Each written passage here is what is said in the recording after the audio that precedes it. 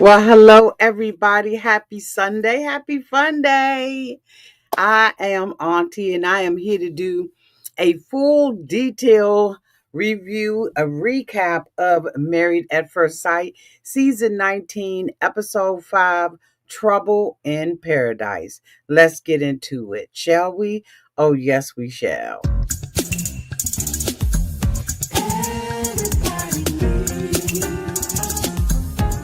A sweet old auntie. Thank you, subscribers and my nieces and nephews and all of y'all who have been here through the long haul. Shall we get into it? Oh, yes, we shall. It's time for auntie advice. Sweet old. It's time for auntie advice. Oh, yeah. It's time for auntie advice.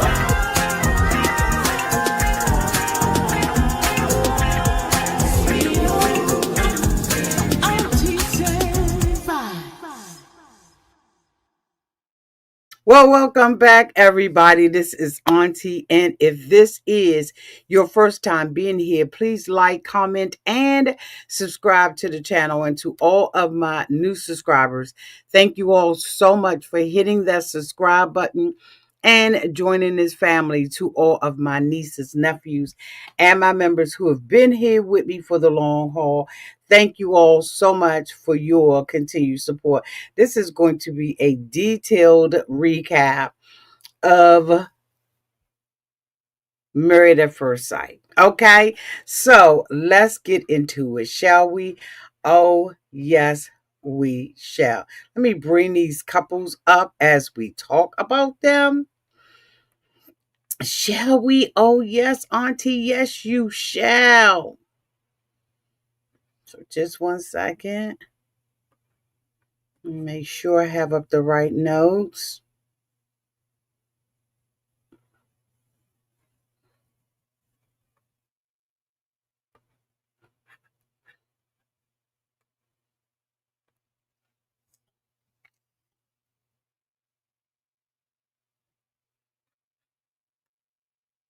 So we last week when we left off, um, we were having some problems with Derek and Megan. Okay, the two of them, were on the beach and they were having a great time, and there were some things that he said to her. And, in this episode, we see that the two of them are riding back. It looks like they're in some type of Uber or something. And he's saying that he felt a little guilty for making her feel upset and blindsided. He said he really wanted to make sure that they were both able to bring up things and in an open and honest way without triggering each other. So he said, I'm just saying, hopefully this will work out between us. Now, this couple right here, I don't know how long they're going to last. If they're going to last, I would really be shocked by it. Of course, last week we all know that the two of them could not get along again. And this is just something that, they're really, constantly going through. So Brittany, says, I didn't think, she comes back in the room. We saw her last week. The last time we saw her, she was sitting down eating chicken fingers and basically cursing up underneath her breath. Okay. And so she says, I didn't think this honeymoon would be so difficult and so frustrating. She says, at this point, I thought it would be natural, organic conversation.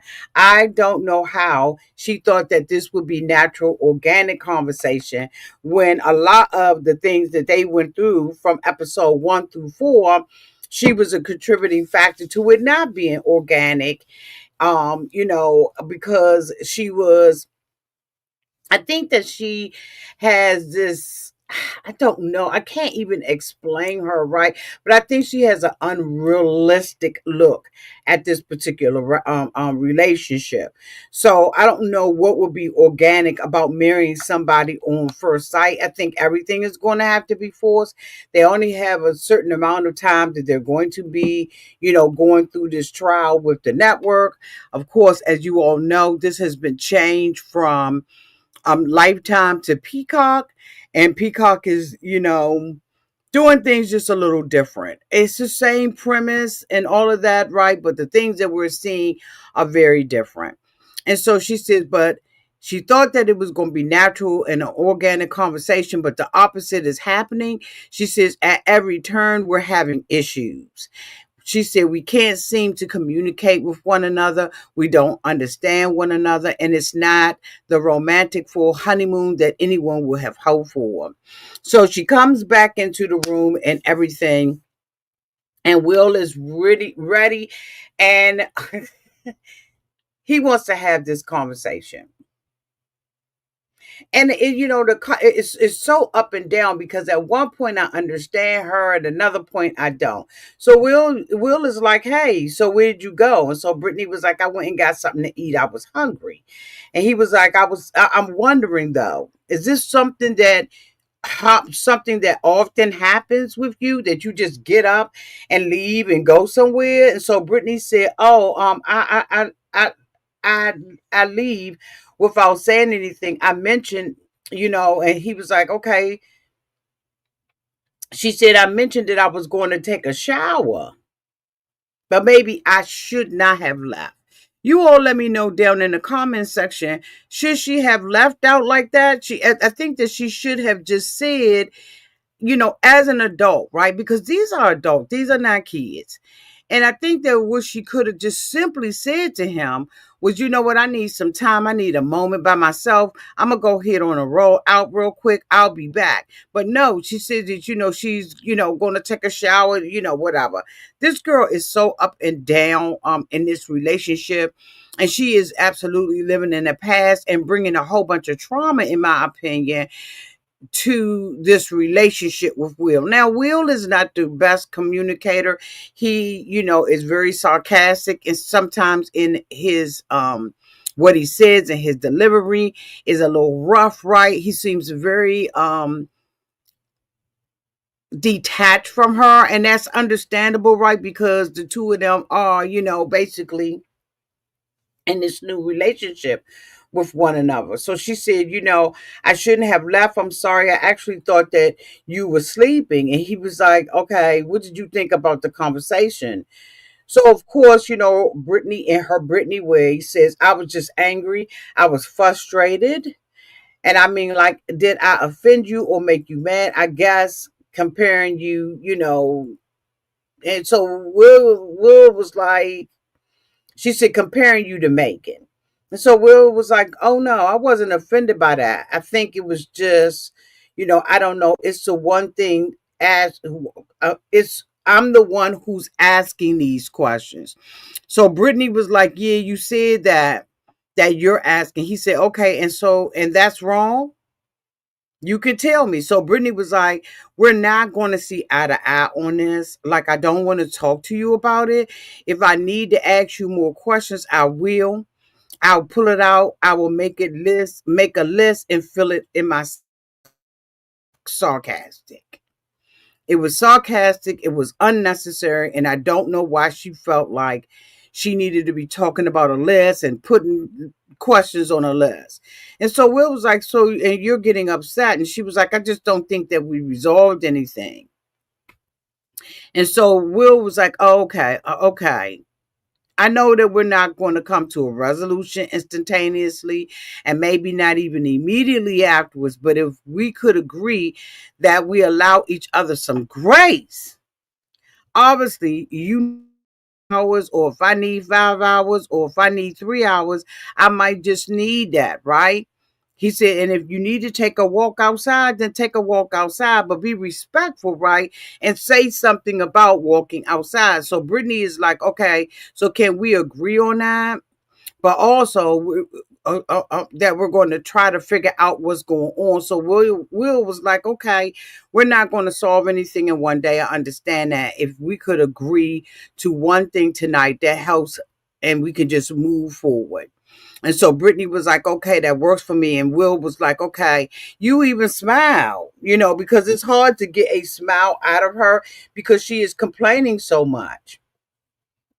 And so, he was like, I see you got some teeth. I see you got some teeth. And she was like, I got some teeth. He had to like come over on the side of the bed to like have a communication with her because her outward exterior is so hard. The thing that she wants from Will, she doesn't know how to get it, right? She wants him to like her. She wants him to, show him that she cares, but she doesn't know how to get that from him, right? And so, he went over and hugged, and he was like, I appreciate you. And she was like, I appreciate you too. It's just a whole bunch of the battle of the wills, in my opinion, and just a misunderstanding. Sometimes I think that Will is not interested in Brittany, and then there are other times where I feel like he is. I'm just like really, really confused about the relationship, but y'all let me know what you all think about it, because this is just getting crazy. But this is the time where it should be getting crazy. The next couple that we go back to, right, is Derek and Megan, right? And so, she's like, I'm hoping that today is better than yesterday. She said, I was really angry, but Derek and I talked. We both saw where each other was coming from. I understood that maybe, he felt like I wasn't asking him enough questions, pertaining to him. And he understood how I felt ambushed by him. She says, I am not used to this, just kind of holding each other accountable and having uncomfortable conversations. And so Derek is like, okay, so let's play this card game that my sister gave us. Here you go, the cards. So Megan was like, I really like him. I want to put in the work.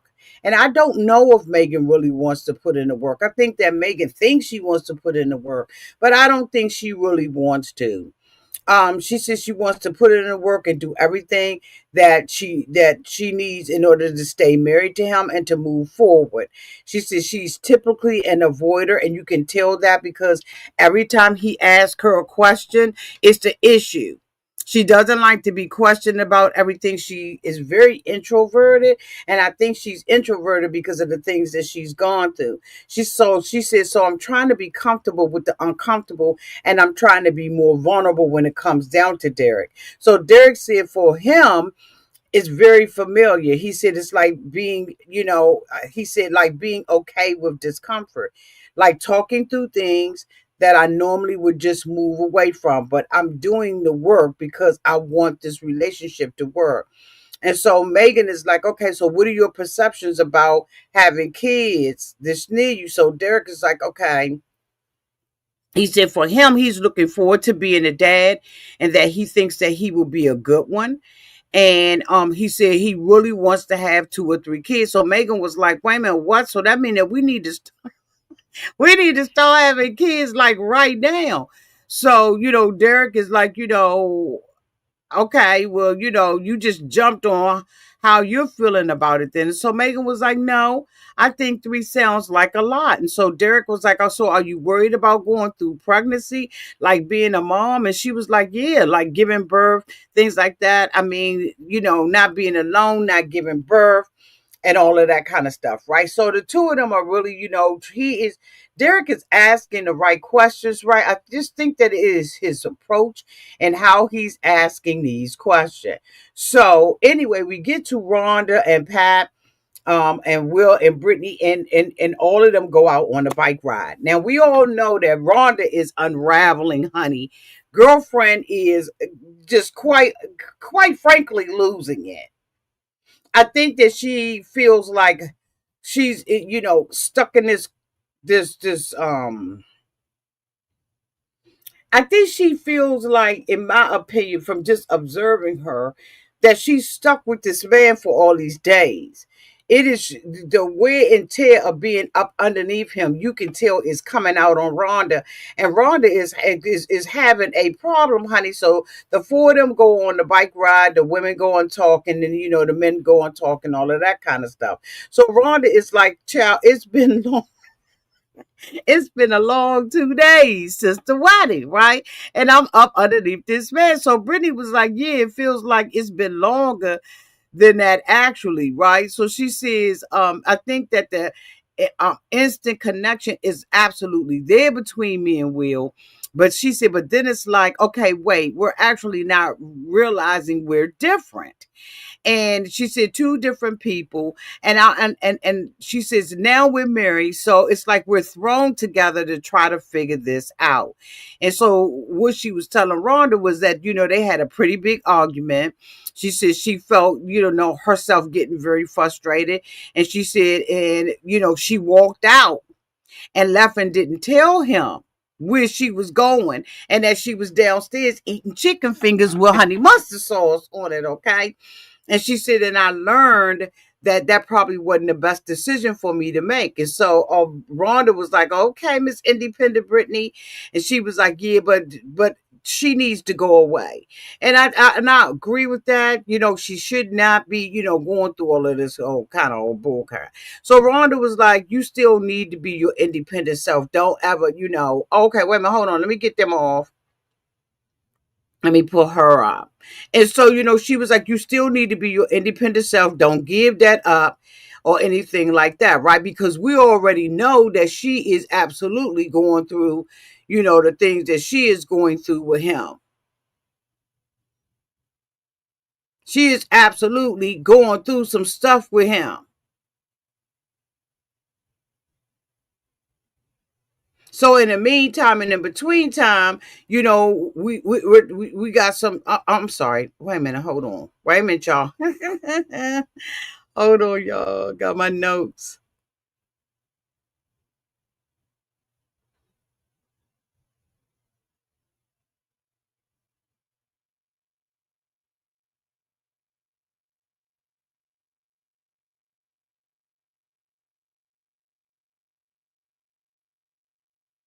So in the meantime, the men are having a conversation.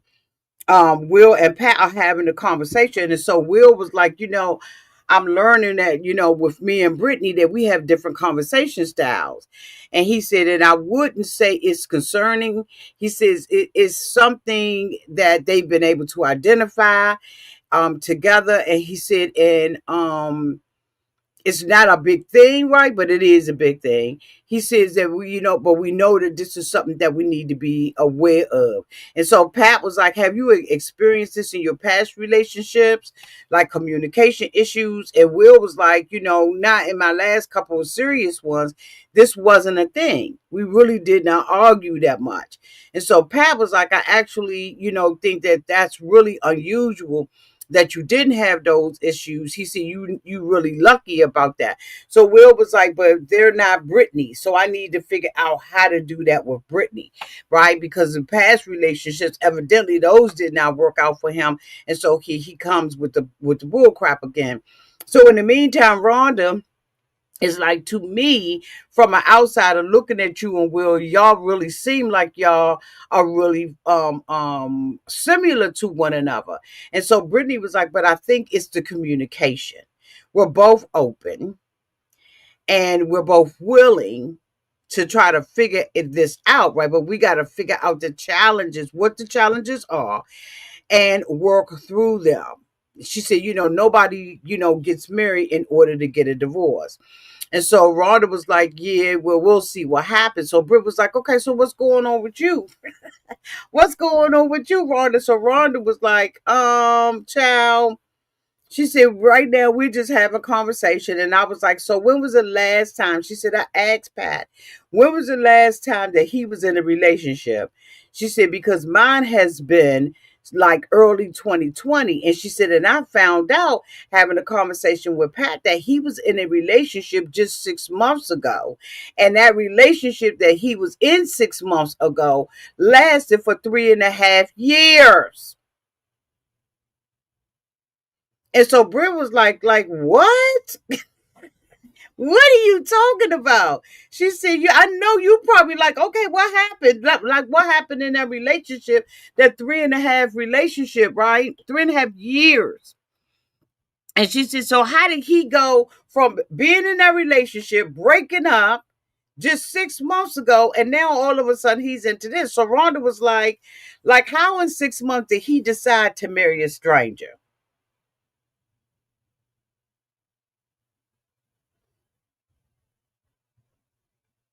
What do y'all think? She said, and it's not like when I reacted the way that he did.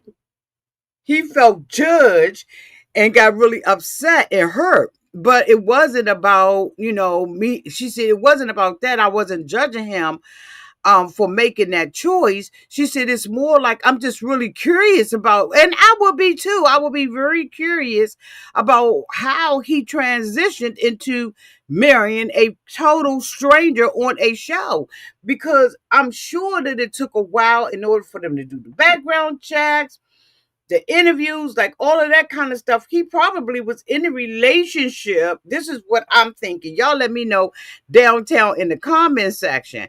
He probably was in the daggone relationship while he was applying for the show. Thank you so much, Just Scrapping Perfect Justice, for the $9.99 super chat. Thank you, sweetie. I appreciate you. Y'all are so quiet. Y'all are so quiet. Thank you, Just Scrapping. I appreciate you, sweetie. Thank you so much. Y'all gonna have to come on in the comment section and talk back to your auntie, okay? Now, if y'all want me to start uploading these videos, I can absolutely start doing that, okay? Because it will save your auntie a whole lot of time, rather than going live. But y'all let me know, because y'all real quiet on out here. Come on, give me some feedback. Let me know what y'all think about this, okay? Maybe y'all just listening, okay? Because I'm making sure that these are detailed. So I look at the show, right, and I'm just like detailing everything, because when we come down to the part where we cussing them out and all of that kind of stuff, I want to make sure I have all my facts, because y'all know I'm light into them, right? Okay, but anyway. So she said, I was just, I was just trying, I wasn't judging him for making the choice that he made. She said I was just more curious about it, and I was wondering if he's really ready for this, or is he just trying to fill a gap. Thank you, JW. Thank you, boo. Thank you so much, Just Scrapping Perfect Justice, for the $4.99 super chat. Let me give you a song. Hold on. Let me see if I can find a song for you, girl. Thank you so much. Hold on.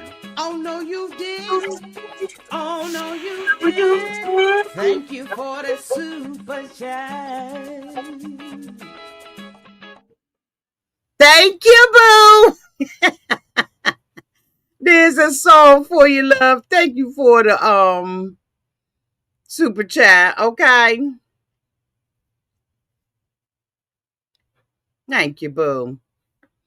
So, anyway, she's asking the question that she is asking, in my opinion, is very valid.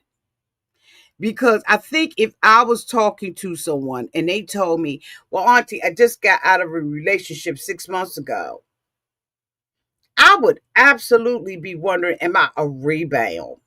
Am I something to do? Like, are you sincere? And like Rhonda said, are you really ready for this? Now, we know last week that they had an issue because she felt like she wasn't being heard. I think he's hearing her now, but I don't think he was coming up out of that trap of hers, okay? She is very assertive, very loud and bodacious, but she can't take it, right? She can ditch it out, but she cannot take it. Okay. Beverly said this man is not ready for marriage. Okay. I don't think he is either. I don't know why he did this, but it just really sounds like a rebound. And at 3.5 years and they broke up, it is a strong possibility that they will be back together again. Beverly said, why would they cast him after he just broke up with his woman 6 months ago? Exactly.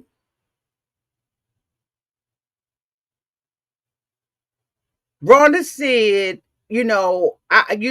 she says, I know after his breakup 6 months, I know that he is the kind of guy that wants to be in a relationship. She said, so I just need some time to process it. In the meantime, Pat says there's some areas that I think that there are some concerns with Rhonda's. Okay. He says, he says, just on how we go at each other, where we are. He said, I know it's not going to be a walk through the flowers and the sunshine and the rainbows with her. He said, it's going to require some time and it's going to require me to do some work. Meanwhile, Rhonda is like, he is so fucking sensitive. And this is the problem. No, Rhonda, I think you rough around the edges, Rhonda. Come on now, boo. Now I know that you need to let him know how you feel, right? You need to be upfront. But she doesn't do anything with grace. She is aggressive sometimes. I mean, and I don't use that word lightly. I think Rhonda is aggressive sometimes with the way that she handles him and the way that she checks him. It's a way to check him, without being as harsh and rugged as she is. So she was like, she says, I think that his long term marriage that he was in really fucked him up. And she said, and so now anything is like he gets all defensive over it. She said, not defensive, but she said, I think he just insecure. And Rhonda said, and one thing I do not want is an insecure man. And I was like, oh, okay. Okay. So all of the couples go out on a boat and all that kind of stuff, and everything is just peachy keen with Jalen and Josh. Have y'all noticed that? I think that this relationship is going to crash. And I think that she is going to be the one. Y'all know at the beginning when they're showing the advertisement and stuff for this, I think that they are the couple that's going to be pregnant. Because right now, everything is lovely. She got her big ring. But one thing that I notice about him is that he forces her or manipulates her to make decisions and do stuff right that I don't think that she should do. It's like she didn't want to jump off the boat, but he made it a big deal about her jumping off the boat. She's not an adventurous person, but he's making sure that she goes out on all these adventures, whether she wants to or not. And that right there will have me telling the cast, fly me back home. I don't know. I think that this relationship is going to crash. And now he's sitting up there, I'm okay, so I'm going ahead of myself. But now he was the one that was coming with all of this post nut bull crap. Now he pulling that off the table because he think everything is perfect. But what he's seeing is the honeymoon Jalen. And Jalen is seeing the honeymoon Josh. The two of them excited. She's small and petite. He feels like, he got her mother and her mother and stuff like that. I don't know. I just really think that this relationship is going to crash, and I see a few of you all think the same thing. What are you saying, Tootsie girl? Tootsie little girl, she said, Pat's not ready. How long is casting if Pat just broke up with his last relationship? Did he break up and apply for the show the next day? Red flag. Absolutely. Okay. Y'all, says agree, auntie. What you saying, Beverly? Hey, Beverly, Jalen and Josh will definitely crash. I so think that they are going to crash, and I think that they're going to crash hard because when she sat up there and was talking to her mother about possibly having a baby and all this old kind of stuff, and the mother was like, "Look, don't be like me. Don't you be like me."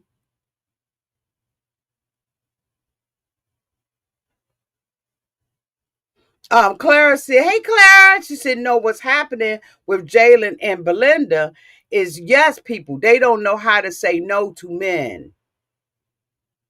I agree. I agree because we're gonna be talking about what happened with Belinda and Chad, and I was like, okay, so what's going on? What's going on? Okay. So anyway, we got Derek and Megan again. Derek and Megan are relaxed and enjoying each other's company. They joke it and everything. They acting like they are pretty happy, and they say that the day had been fun. They tease each other. Megan says that Derek thinks that she's funny, and he agrees, saying she keeps things entertaining. And next thing you know, honey, the whole topic shifts to this little dog. Now, Megan mentions she got a dog by the name of Zoe, who is a Shih Tzu. And Derek said that he doesn't have a problem with animals, right? He grew up with them, but he ain't got one. He played with his parents' dogs and then he going back home. Megan says that she cannot wait for Derek to meet Zoe and says that he's sure Zoe is going to be happy to see her. Derek lightly raises a concern about the dog sleeping in the bed. I don't know if it was lightly, I'm trying to say it was lightly, but he basically was saying, do your dog sleep in the bed? If you check the yes box, then it's about to be a no. This is something that he is not comfortable with, but okay, here we go. He explained that his sister dog slept in the bed and the dog was snoring and moved around a lot. And Megan laughed it off, saying that Zoe only snores a little bit and jokes that nothing's worse than David's night terrors. And then he makes a suggestion over humor, right? Because we all know everything ain't funny. And they laugh about, he says that they should have the twin beds like I Love Lucy, Lucy and Ricky, and they should have the beds beside each other, joking that it looks like a setup for a heavy divorce. Now, this mofo is always saying something out the pocket. But anyway, so the conversation is interrupted by a strange noise, which Derek identifies as a howler monkey. Child, let me tell you something, honey. I'd have been running so fast. So Megan finds it funny and playful, teasing that she can make that noise later on with him, right?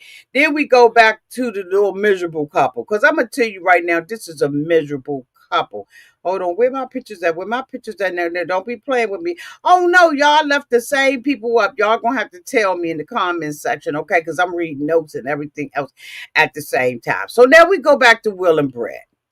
Will and Brittany, they share a calm, affectionate moment together, reflecting on how happy they are during this honeymoon. But Brittany teases Will playfully when he tells her to be careful, calling it cute, and he replies warmly, right? As they enjoy their little scenic view, you know it ain't gonna last long. Will says that he's genuinely happy spending time with her and sees no reason to be unhappy. He reflects that while they both want the same thing, which is happiness, their ways of getting there are different. And it will take balance and communication to make it work. Brittany, at this point, appreciates their progress and tells him she's proud of how they've grown together so far. She hopes that they can keep that positive momentum through the rest of the honeymoon.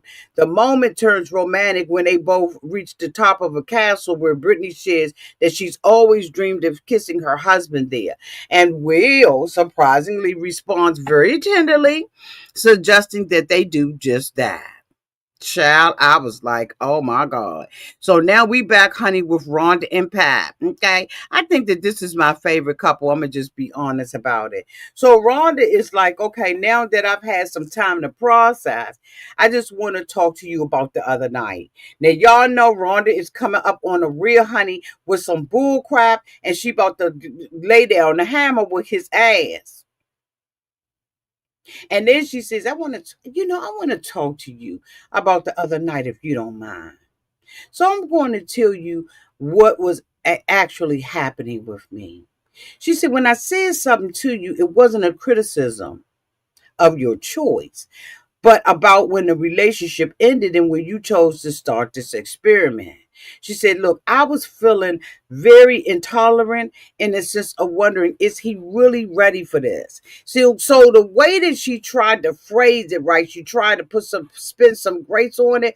Well, again, Rhonda is very harsh with him, and I don't know why she's so harsh with him. I think that sometimes as a woman, right, we have learned how to sit back, right, in the cut and wait to say something. But Rhonda is the type of person that she don't know how to sit back yet and not say anything. I don't understand that, because I would just let this all play out. Y'all let me know down in the chat.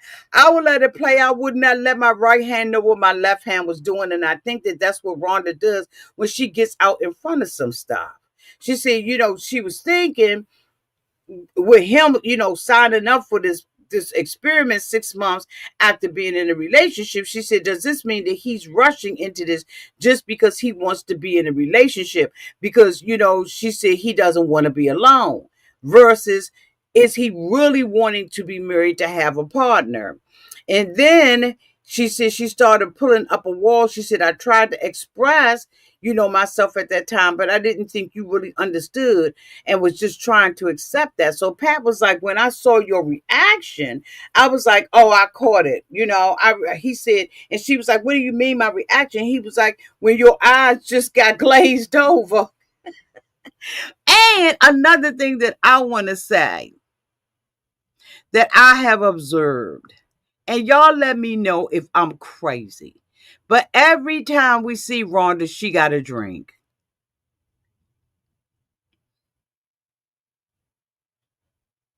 Every time we see Rhonda, she is drinking. She don't need to be drinking this much. And I kept looking, and I was like, they different. I was like, okay, Auntie. Now you looking at this. Is it the same drink? Is she just nursing it? But then when I looked at it, it's different glasses, it's different colors of liquor. I was like, Rhonda needs to stop drinking.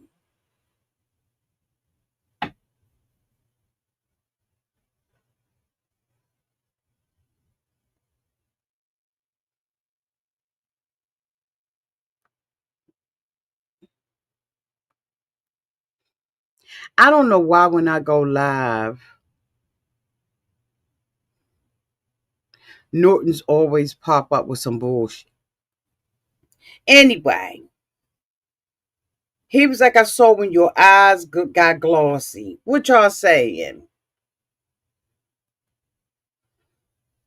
Danielle said Rhonda should have a companion, not a husband. She wants to run that man like he's her child and doesn't even want him in her space or to have an option. Okay. Ayala said yes, and the camera showed the empty cup. Okay. Toot's little girl said, you're right. Rhonda always has a drink. Yes, she does. Clara said, I thought it was me. I see them to be drinking quite a bit, even with the liquor tasting. Absolutely.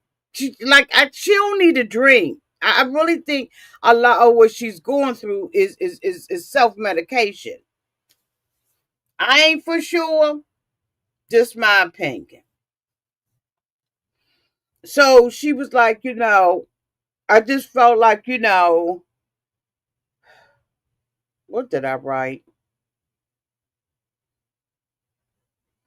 Oh, she said, I just felt like you did ask me when was the last time I was in a relationship which was, not that long ago. So Pat was like, but that's why I felt judged by you.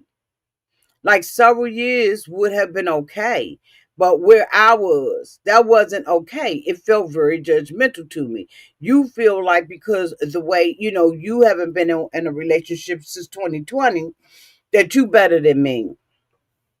And so Rhonda was like, okay, so I understand that. So Pat was like, and those thoughts, I processed through them.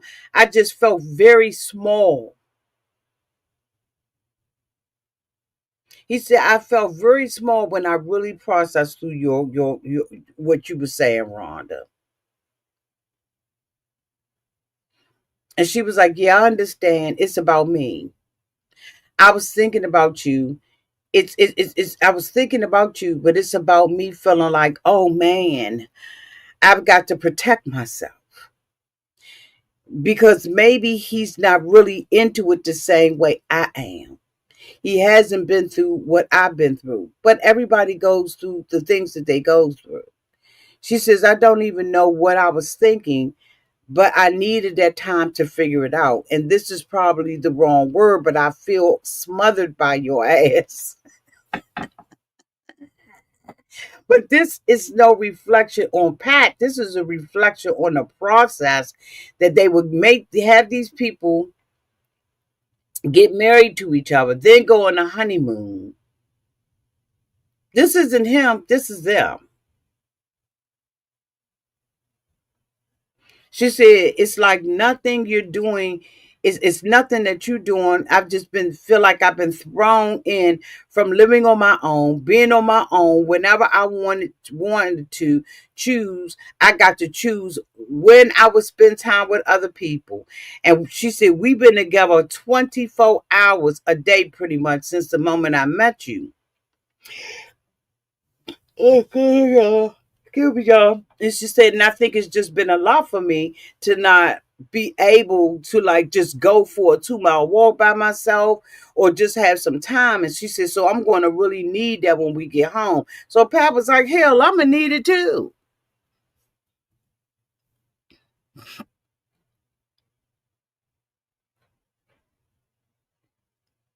He said, I'm going to need it too. So Rhonda was like, I'm just trying to say I need time to process. And you didn't give me that. And Pat said, I didn't give you grace because I'm insecure. So Rhonda was like, so don't be insecure then. If your insecurity is causing you not to give me grace, then don't be insecure. She said, the relationship between us is going to work. She said, I totally believe in us and this marriage and who you are. And, I had no good reason, I don't want you to be uneasy. So Pat was like, so I just didn't know how it was going to be this hard.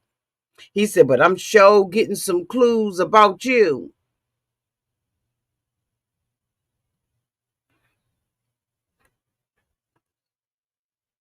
Sure getting some. Yeah, buddy. Because that drinking. So Jalen and Josh, right, they together and they open up about their very different upbringings and how those experiences have shaped their views on success, family, and love. And so Josh explains that he grew up with very little money. He couldn't afford to play sports, so he spent his childhood exploring the outdoors, riding his bike to state parks and swimming at public pools. And so despite not having much, he looks back on his childhood very fondly and believes that it shaped his independence and appreciation for like the simple joys in life. And so Jalen, on the other hand, describes her childhood of abundance. She says that her family was always busy with activities, visiting museums, shopping at Toys R Us, throwing huge birthday parties, and ponies and clowns. She recalls her upbringing being privileged. She thinks that she was privileged, but admits her parents never finished college, which motivated her to pursue a higher education and sports. So then George, he shares that he never finished school, choosing instead to go straight into work. And he said, and though he found financial success, he often felt insecure about friends who had degrees. And then, he worried about being judged for it, even hesitating to join the show, Married at First Sight, because of that.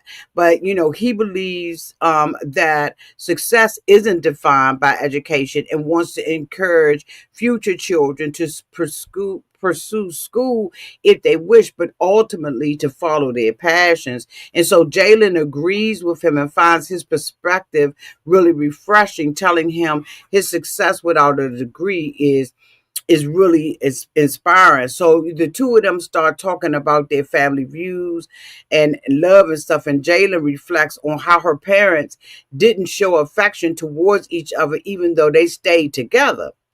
Jalen was telling him that, she wants a very different kind of marriage, one where her kids grow up grossed out because of how much affection, that they're showing towards each other. And so Jaws basically relates, saying that he grew up in a loving, openly affectionate family. And he also wants their future home to be filled with that kind of warmth and connection. So the two of them share their vision, right? Because they ended the conversation agreeing that they want their future relationship to be visibly loving and emotionally connected, and the kind of marriage that sets a positive example for their children and shows that affection and partnership are at the heart of their family life. And I thought that, that was fantastic. It was what it was. Belinda and Chad.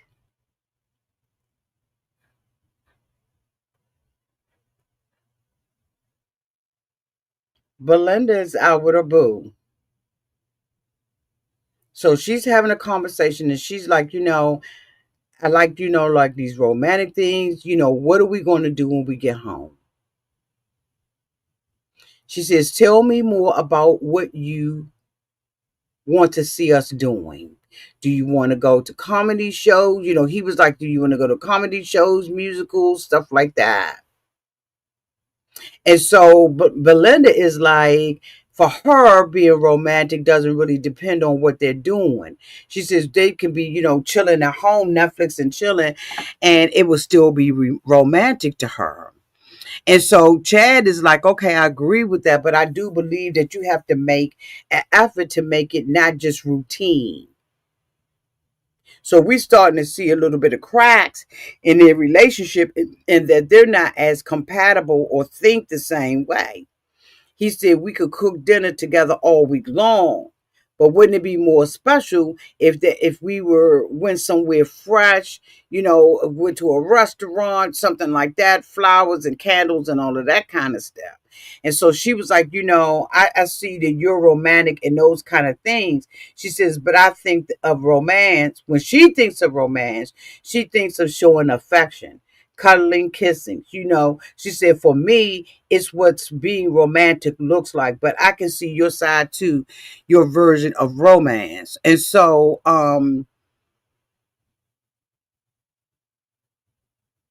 we're seeing some cracks.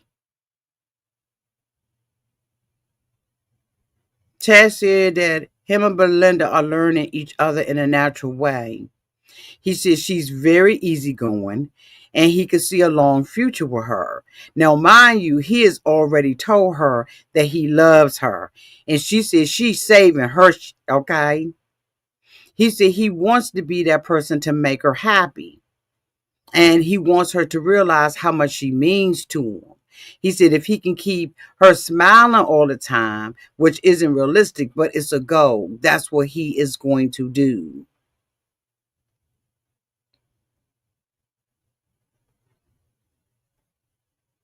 So she tells him, now that we're on this honeymoon, it's giving her more time to see different sides of each other. She says she definitely has seen his protective side and she's seeing his girl dad side, which is really silly and stuff.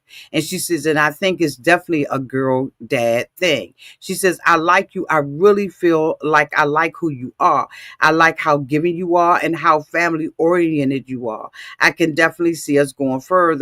She said, and I could possibly see us falling in love at some point, little by little, we're getting there.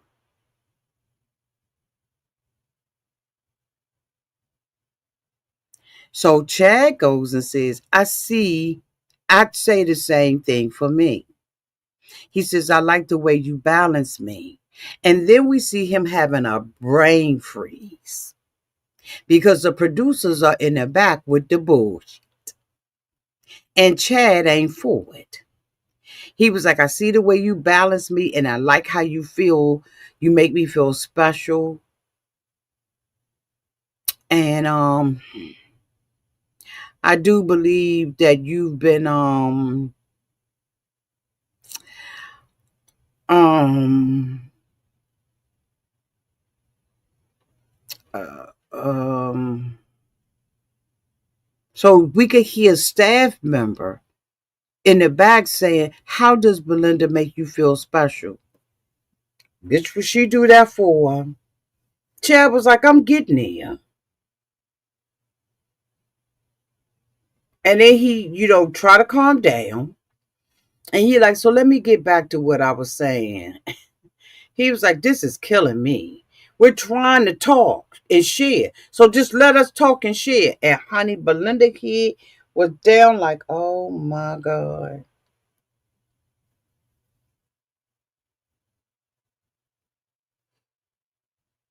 She was instantly uncomfortable. She was tired and through with Chad, but Chad was tired and through with the producers. When he saw the way that she reacted and that his slip showed, because trust and believe me, Chad's slip was showing.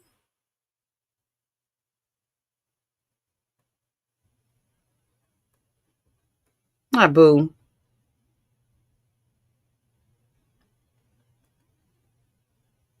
His slip showed. And she saw it.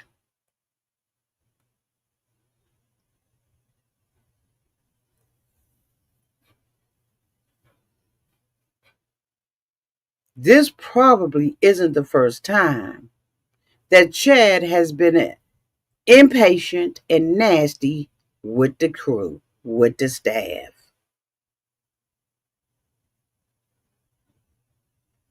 hmm His slip showed.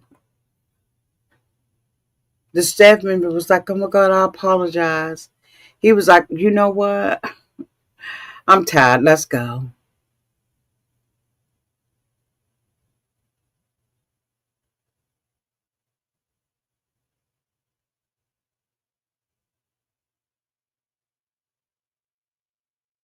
She was like, "You know what?"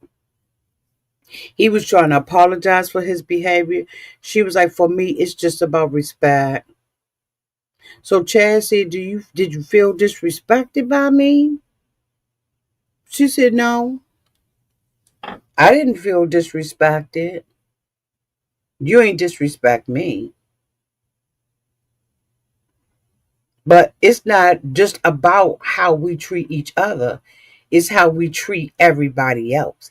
And I think because of Chad's money, that he has gotten to the point where he treat people like servants. And I don't know. I'm just thinking.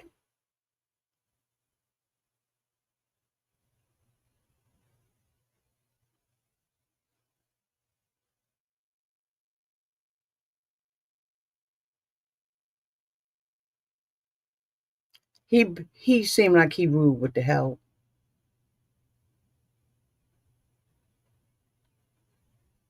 He said, I understand, but I mean, really, I believe that I wasn't disrespectful.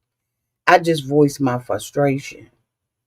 Belinda said, "I guess we can agree to disagree on that. Because I don't want to tell you how to react to things, but I just want you to consider me before you react." So Chad was like, at the time, I didn't see another way to express my frustration. I'm used to being the one who barks the order. That's what he said. He ain't used to nobody telling him what to do. He told Belinda, "I'm the one who barks the orders."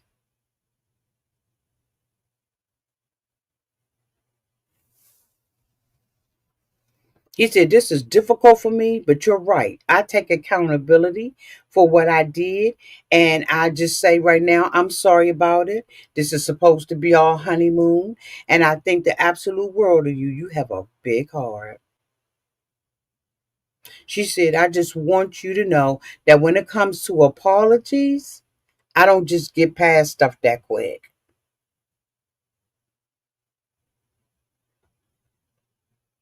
Just because you say you sorry, I ain't got it to do. I don't get past stuff quick like that. So Chad was like, oh, okay. I just think I'm gonna go ahead on and sleep on that.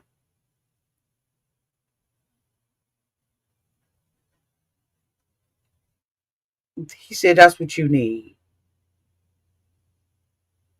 Absolutely, just scrapping perfect. Thank you so much, Boo, for the 199 super chat. She said, do you think Chad was disrespectful to the producer? Absolutely. Chad said it out his mouth. He's used to be the one that's barking the orders. That's what he do.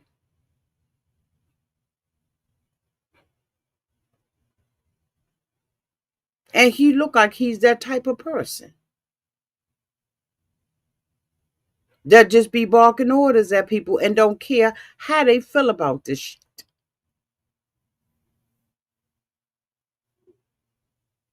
Belinda was like, that's what I want.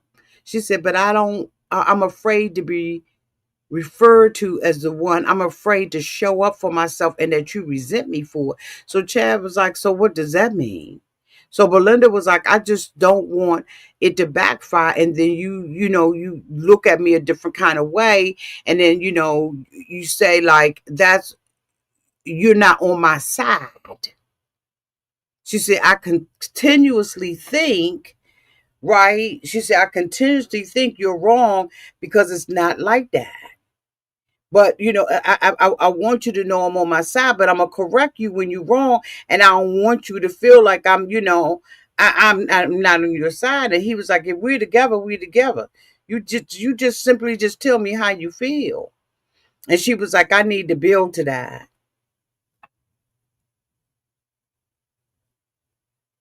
So I just don't want you to run.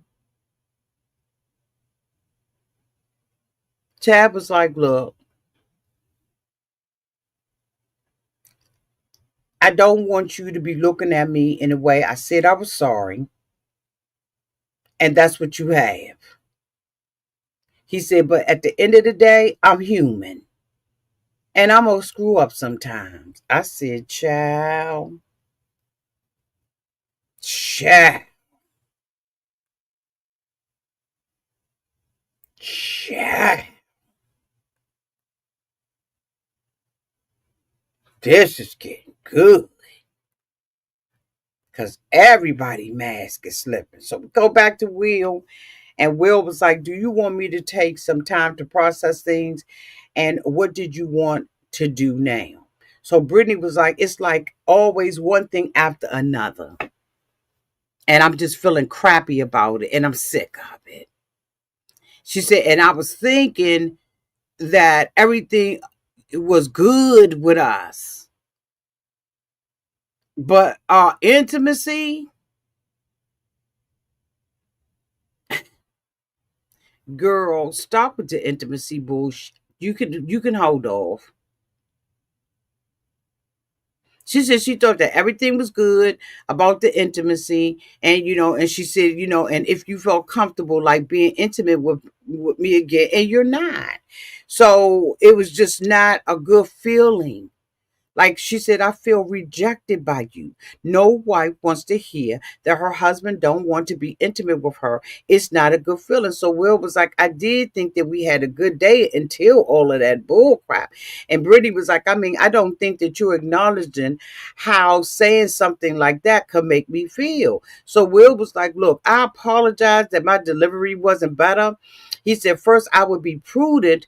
At first, it would be prudent for us to just take our time with that. He said, I just really feel uncomfortable after the last time, and I don't want it to happen again. He said, so after we got closer, I felt almost responsible for you feeling bad, and I didn't really know how to carry it with you. He said, but with that being said, maybe I should have given you space. But then I realized that that was a trigger word for you. So Brittany was like, that's like not what I wanted to hear from my husband. And I was like, regretting the distance. It was like you said you weren't gonna do nothing, and then you walk into a place of regret, and now you distance from me. So Will was like, okay, this is a big thing, and this whole fiasco that started on the honeymoon. The first reaction was we shouldn't have done that, but that just almost seemed as if she forgot all of that and just thought that we could brush over that as if it didn't even happen. He was like, that's why in my mind, we should not be doing anything. He said the biggest thing that I can do is just take myself out of the equation, and we can do everything else except that. And he was like, I can wait to be with you intimately. That's not a big deal for me. But Brittany was like, in my mind, it's just like hard to move on. If I feel like I don't know, like you don't want me, like I don't want to wait. For me, it's rejection. I feel rejected by you. It seems like being intimate is the biggest facet of being wanted.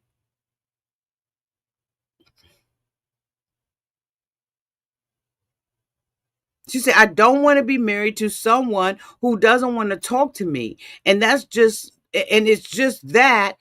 And it doesn't, and then you don't want to be intimate with me. She said, if I take all of that as an action, if I were to do all those things to you, how would you feel about it? You would feel crappy. Or really, I would expect you to feel crappy if you cared. She said, and I think that if I said, what you said or did the things that you do to push me away, like you would be uncomfortable.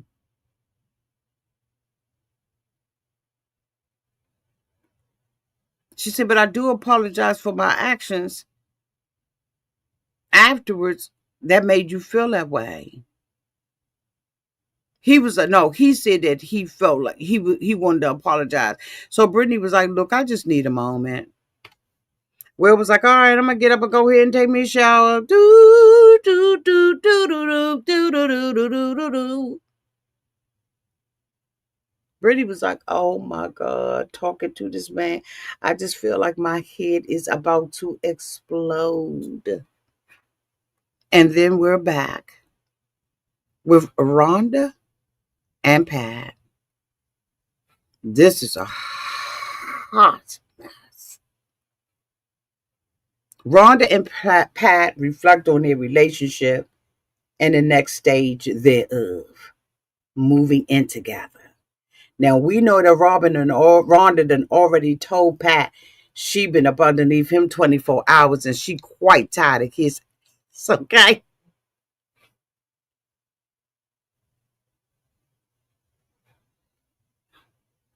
Like she tired of it. And now they thinking about moving in together. So Rhonda admits that she is nervous. She's scared out of her mind about even sharing her home again. She had talked about the last time she lived with somebody back in 1999. After so many years of living by herself, she worries about how she's going to be able to adjust, but expresses a genuine desire to stay open and flexible and adaptable. She acknowledged that cohabitation will be a major life shift and anticipates needing personal space and time, like going for walks and running errands. Now, Rhonda goes in to tell us that the guy that she lived with before, that she brought her and her kids up in there with him, he got mad because she wouldn't got new curtains and stuff like that for his house. And he said, I ain't got it to do. And from the look of Rhonda's house, I wouldn't want her to put no colorful curtains up on my wall either. Pat is calm. He trying to be supportive of Rhonda. He said when Rhonda brought up the fact of being independent, he responded reassuringly and encouraging her to have fun and noting that he values his solo time too. But he ain't blasting it down her throat like that. He said he might want to go for a bike ride and do his own activities. He said he not no old man in no wheelchair, got to be dependent and stuck up on his butt the whole time. But both of them did agree that maintaining their independence within their relationship is essential. They plan to live their individual lives while also nurturing their connection together. The conversation closes on a lighthearted, optimistic, okay, note of Pat saying, challenge accepted. Challenge accepted. But then we come back to Derek and Megan. Derek and Megan discussed their expectations and feelings about moving in together after a long, a long honeymoon. So Derek expresses excitement and curiosity about what living together will really be like in everyday life. He says that he came into the experience ready to commit, settle down, and start a family. And since things have gone smoothly at the resort, he's optimistic, a little hopeful that it will continue once they move into their shared apartment. But on the other side, Megan agrees, but she realizes that living together will bring new challenges and adjustments for her. She jokes about her everyday habits, like Derek leaving that toilet seat up. Now, she done told this month, don't leave that toilet seat up. And she tries to do it in a playful type of way with him, right? But we're going to find out later on that didn't work. But she has clear expectations for boundaries and for compromise. And that was the end of this episode. Y'all tell me what y'all think about Married at First Sight, Season 19, Episode 5, Trouble in Paradise. I am very curious to see what it is that you all think about it. I welcome it downtown in the replay. So I want to say thank you very much to Just Scrapping Perfect Justice. Oh, okay. You had sent another one. Does Chad and Pat drink a lot? I don't think Chad drinks as much as Miss Pat does, but the both of them drink. Thank you so much. Just Scrapping for the $9.99 super chat, the $4.99 super chat, the $1.99 and the $1.99. Thank you so much. You didn't have to do it, but you did, and I really do appreciate it. What do you say, Beverly? Megan is not my cup of tea. Absolutely not. But we saw how much her mother looked like a complete biatch, okay, and an a-hole. So Megan probably doesn't fall far from that tree. If y'all hold on, I'll be right back with Married at First Sight, Season 19, Episode 6 recap. I love y'all. Thank y'all so much for being here. Make sure you turn on your notification bells and subscribe. And if you got any hypes left, make sure at the end of this video that you go in the comment section, scroll over to hype this video. Thank you. Love y'all. Bye.